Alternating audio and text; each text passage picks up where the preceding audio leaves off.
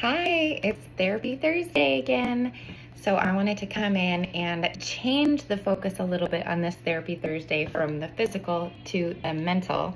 If you've been able to see any of my other Thursday segments, we've talked a lot about the different therapeutic interventions that I've experienced for my back, having had some chronic back pain.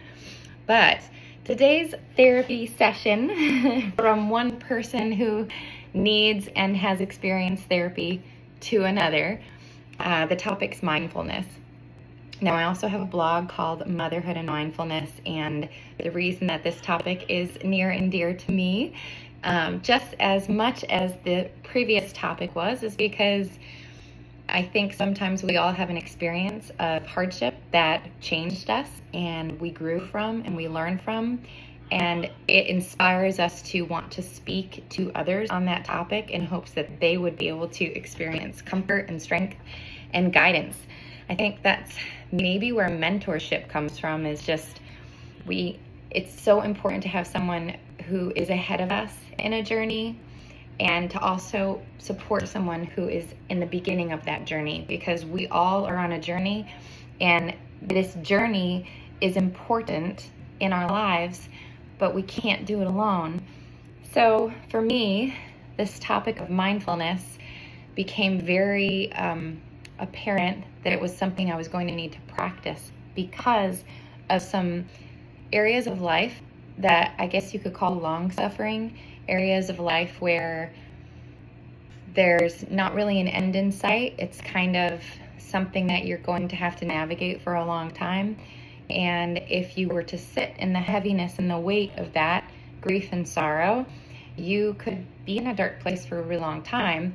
So it's important to practice mindfulness when you are up against something that you cannot solve, because if you don't, you're going to miss out on the beauty that's right around you, and you're going to miss out on all those gifts the Lord is giving you to get you through the season, not only for yourself, but for those around you. So I'm speaking specifically about motherhood and my journey with kids. We have navigated special needs. We've navigated some really difficult diagnoses. We've navigated trying to figure out when to use medicine and when to change schools and when to use therapies. And one area specifically is regarding our youngest, who has a syndrome that causes hearing loss and vision loss. And so we have been navigating the hearing loss, and he has cochlear implants, and he is just thriving right now. But it wasn't always like that. It was very difficult.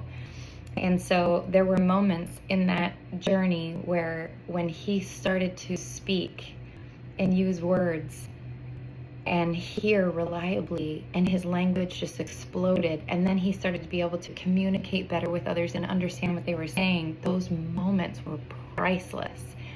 And it triggered in me this recognition that I need to capture every moment like that and not miss it, because they are priceless.